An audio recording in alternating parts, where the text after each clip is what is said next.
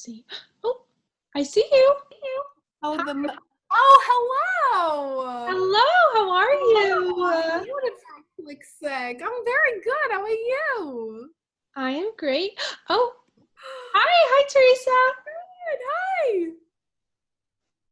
Okay, am I unmuted now? Oh, there you go. Can There you you hear go. me? Okay, that's Yeah. good. That's good. How are you guys? Oh my gosh, hi babies. I'm so happy we're finally together. How is everyone? Oh, I miss you guys. It is not the same talking to you under these circumstances. I know, I miss you guys. I miss the theater and my yoga studio. There's just something different about our souls connecting in person instead of over technology. Hi, Karen. Hi, y'all. I am so sorry, dolls. I had a Bible study this morning with me and the kiddies, and it threw off my day. I had to wake up at like 9 a.m., and I haven't woken up before 12 for the past month. You'll have to excuse my tardiness. Oh, don't worry, honey. We haven't really started yet. Yes, you're totally on time. Okay, so our one act. What are we thinking we want the plot line to be? Just to start. Ideas. Go. Shoot. Put them out there. Go. Lay it out. Okay. Darlings, you go first. No, it's okay. You You go can first. go No, first. it's totally Okay. Focus time. I'll go first. Unfortunately, I have actually been having a bit of writer's block. Being cooped up has been so miserable for such an ambivert like me. It's not the same without writing on the subway. Am I right? Anyway, I've been writing. You? An ambivert? Please. What about that time in Greece? You made it clear that you're an extrovert. You certainly had fun on that trip. Come on. Let's keep on track. We have much bigger things to discuss. Oh, please, honey. We don't know the next time we'll even get time on stage. Just a quick story. No, baby, you know Teresa hates this story. But speaking of the subway, I was just thinking the other day about how we went on that women's health and pleasure retreat in Bali and had to take the subway to the airport. Remember that cray guy we saw? Oh my gosh, yeah. Jesus. Once again, we did not see Jesus. He just had tan skin, a long beard, and sandals. It's not the same. Yes, but he delivered that woman's baby. Yes, and boy, was that baby glowing. I have never felt an aura that strong. Ladies, we have a one act to write. Moving along. 1 sec, ladies. Gerald! Hands off your brothers right now, my little apple strudel. Hands to yourself and no Dairy Queen after soccer practice tomorrow. They still have soccer? Yes, it's virtual. They basically run around the backyard for 2 hours. Come off my hands. Anyways, so. Hey! I will count to 3. 1, 2. Gerald Sorrentino Lombardi, you and your brothers will have 2 extra hours of Khan Academy tomorrow if you don't get your dirty ass. Okay, deep breath, baby. The stresses of motherhood can be a lot. Let's relax. Sorry, it's just so hard managing their little junior Olympian schedules. Tanya, you mustn't overwork your angels. Maybe give them a day to unwind and do some calming sun salutations. While I care so much about that, I feel like there may be other things we could focus on right now. What are we going to write about? I hope I'm alone in terms of this whole writer's block thing. Teresa, please. A one act idea can come to you at any moment. Like, I was 22 and warming up in the beautiful city of Atlanta, Georgia. I was doing my regular stretches in the warm southern sun. Oh, yes, hun. Stretches. Ooh, and that warm southern sun. I could absolutely use some of that right now. Ladies, focus. Tanya. Yes. So it was 1996. I had the same haircut as Rachel from Friends, soccer legs, and a beautiful spray-on tan. I was doing my stretches on the side of the field when a dashing, tall, blue-eyed older man walks over to me. He asked, "Are you Tanya Sorrentino?" And I said, "Yes, I am." He told me he heard so much about me. We talked, and I remember going into those 1996 Olympics feeling like I was on top of the world. I remember jumping, dribbling, sprinting, and kicking with him on my mind. I felt his hot eyes on me in the hot sun. When I ran off the field, he asked me to marry him. And that's when the idea came to me. I was going to write a one act about Georgia's romantic, tempting, state fruit, the peach. Ideas for these things really appear on the spur of the moment. Wow, that was a great story about peaches. Anyway, we have nothing interesting to write about. I know, right? Nothing interesting happens to me. But that was a great play about peaches. My point is, inspiration can strike at any moment. So, Honey, I remember that play. Oh my gosh. I remember the night I went to see it. It was a year later, 1997. It was such an elegant night. My then boyfriend, Philippe Toussaint, brought me to an opera hours later and then to a romantic evening on the beach. He stared into my beautiful, luxurious, glimmering eyes. Eyes. Yeah, right. Anyway, we were talking about Downward Dog when suddenly he got down on one knee and asked me to marry him. I was overcome with shock and joy, and then And then what?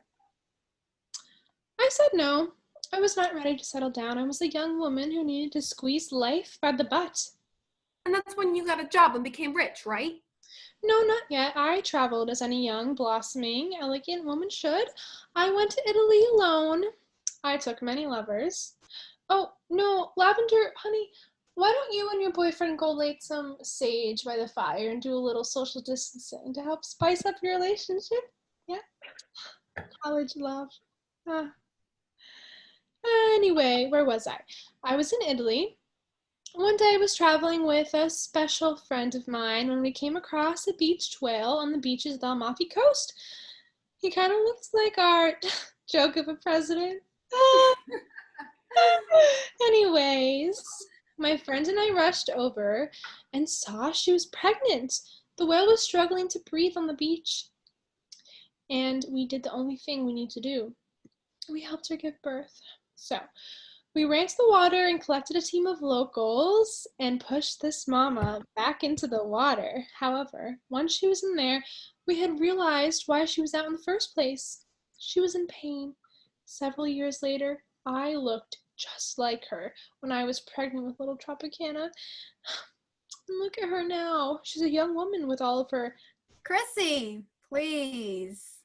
Girl, I understand. All 6 of my miracles have grown so much. My heart breaks just thinking. Yes, yes. Our kids are growing. We talk about it during every call. Chrissy, continue, honey. Yes, right. We took this mama and helped her push from the water. I had a local man bring me his scuba gear so we'd be able to breathe. We delivered her baby right there, and off she swam, and to this day, I still have the placenta remnants of that whale. Wait, what does this have to do with the opening night of my one act again? What does this have to do with our current one act again? Oh, please, sweetie.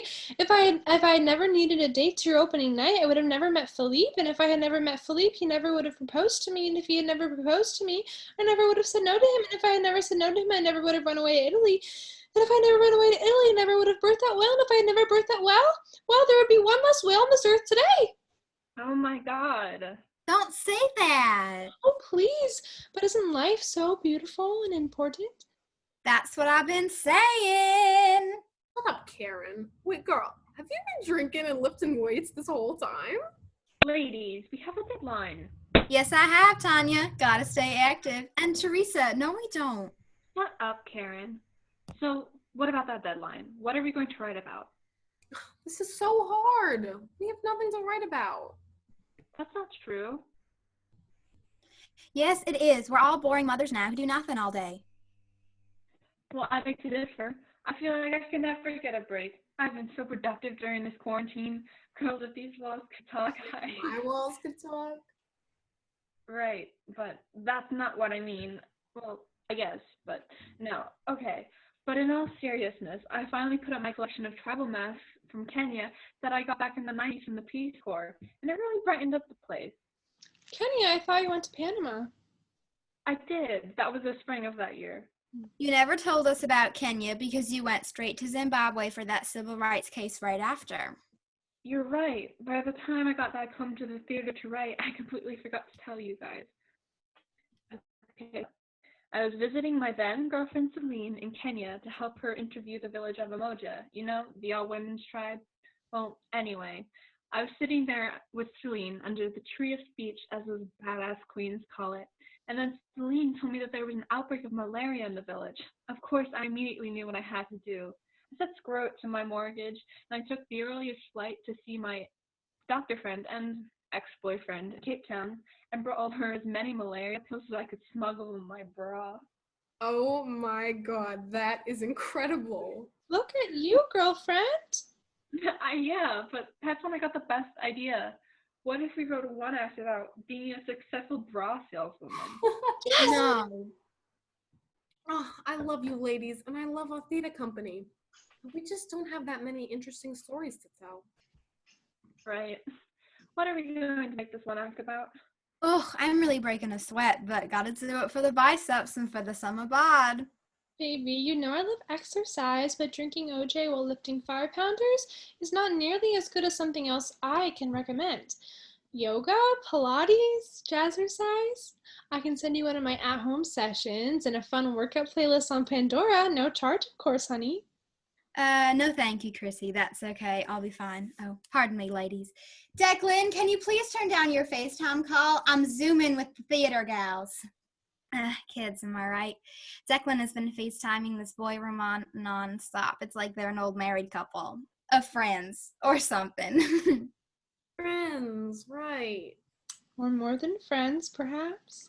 Very funny. Hold on, dolls. Honey, really? With the tap shoes? Can't you practice in your pink Gucci slides? Moving on. But anyway, sweetie, if you want a workout video, let me know. You seem like you're really getting into working out. Yeah, good for you. Thanks. You know how husbands can be. What do you mean, honey? You know, after you have kids, things kind of are different.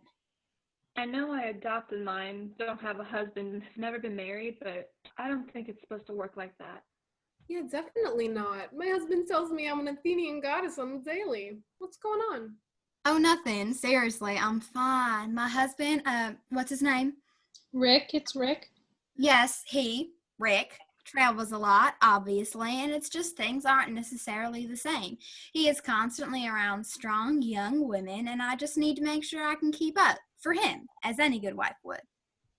God, you were everything I worked to fix. No, it's normal. Look, after about 4 summers, I just realized I needed to keep up. It's healthy competition. Woman you've never met? What happened 4 summers ago? Well, I remember Rick came home from a business trip in Japan, back when you could, go to Japan, and he brought the kids back some gifts. He also brought me back some gifts, most of which I shouldn't say, but one was a dress. It was beautiful and expensive and traditional. He told me many of the women he had become acquainted with wore them, and he thought I would like one for my events and such. So I tried it on that night. I looked in the mirror and I thought I looked pretty. I went out to show him, and he looked at me and gave me a pitiful smile.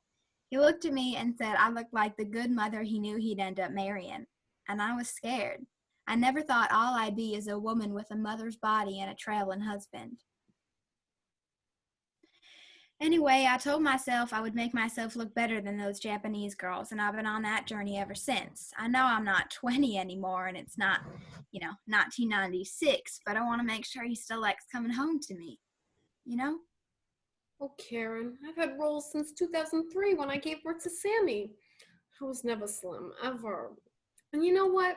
Tom finds me to be sexier every day. And if he didn't, he'd have to walk on his own. Yeah, screw the patriarchy. Karen, honey, if your husband is causing you to feel bad about your body, which I may add has given the world 4 beautiful babies, then he needs to find a motel and a new place to stay. You do not need to work out for anyone but yourself. Who cares about some Japanese girls? Thanks, you guys. I know it's hard, love. I definitely didn't love myself so much after Lavender was born. But let me tell you, your opinion of you is all that matters, not your husband's. You gave him all he has. Hell yeah, you're a strong southern woman with the body of a warrior. Who cares about what some Japanese girls look like?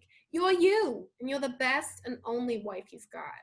Exactly. Don't let him and his travel bring you down over something you should be proud of. But, speaking of Japanese girls, remember Greece 10 years ago?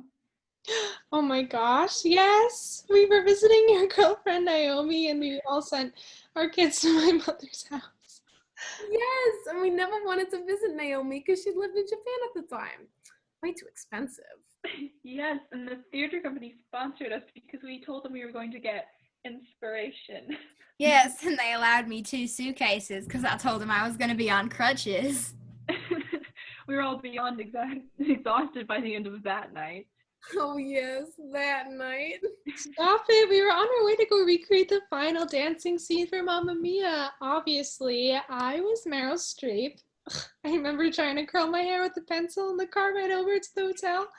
I was Rosie. Tanya was, well, Tanya, and we all know who Teresa imitated. Look, I had on a white button-up blouse. My hair was short. I practically looked just like Sam. Right. That explains the whole scandalous Sam moment you had going on. Girls, you know I'm a serious actor. I had to make her moment exactly like the movie. I remember that trip so vividly. What a good time. Our lives are so different now.